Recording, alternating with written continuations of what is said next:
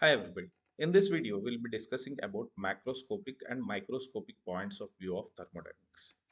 See, macro means large and micro means small.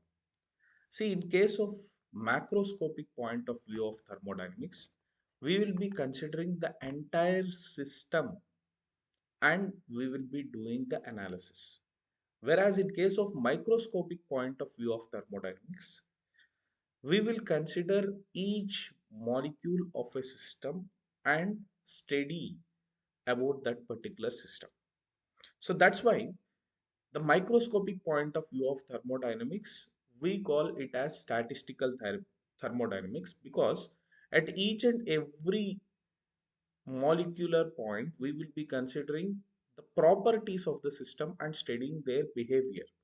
Whereas in case of macroscopic point of view of thermodynamics, we will consider the entire system and then we will be studying its properties and their significance. So therefore, macroscopic point of view of thermodynamics is called classical thermodynamics. Now let's see in detail the comparison of this macroscopic and microscopic point of view of thermodynamics. See, in macroscopic point of view of thermodynamics, you can see in this approach a certain quantity of matter is considered without taking into account the levels occurring at molecular level. So we are not considering molecular level. In other words, this approach to thermodynamics concerned with the gross or overall behavior of the system. So we will be considering gross or overall behavior of the system. That's why it is called classical thermodynamics. Whereas in microscopic approach, we will be considering that the system is made up of very large number of discrete particles known as molecules. So these molecules have different velocities and energies. So the values of these energies are constantly changing with time. So this approach to thermodynamics, which is concerned directly with the structure of the matter, is known as statistical thermodynamics. So each particle behavior we are considering, that means there will be n number of molecules in a particular system. For each molecule, the values of velocities will be changing. As a result of that, energies will be changing.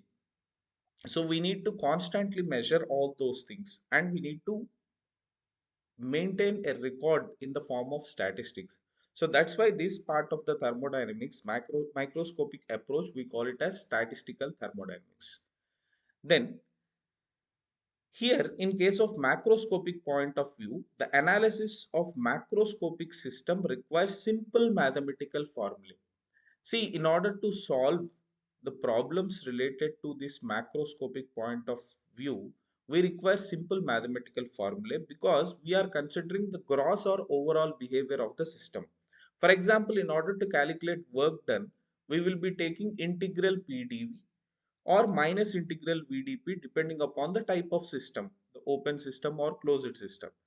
Then in case of microscopic approach, as we are considering the entire statistics of each and every molecule, it is not easy to use simple mathematical formula and solve the problems. So here we will consider complex mathematical formulae. So advanced statistical and mathematical methods are required to explain the changes in state of the system.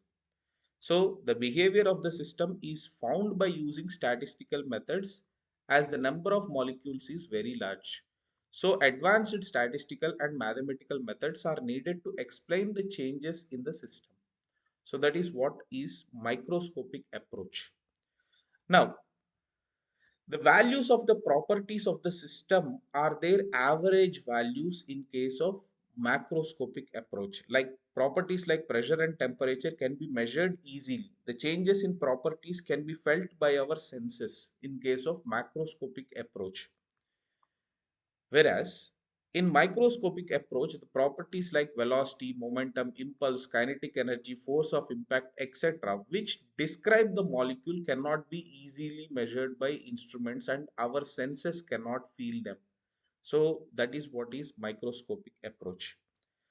See, in order to describe a system, only few properties are required in case of macroscopic approach. Whereas in microscopic approach, large number of variables are needed to describe a system. So this approach is complicated. See, even though we go with these two approaches, the end result will be almost similar. So therefore, either we can go with the macroscopic approach or the microscopic approach. Chemical engineering students will be majorly dealing with the microscopic approach of thermodynamics, whereas we mechanical engineers will be dealing with the macroscopic approach of thermodynamics. That is, we will be discussing majorly about the classical thermodynamics.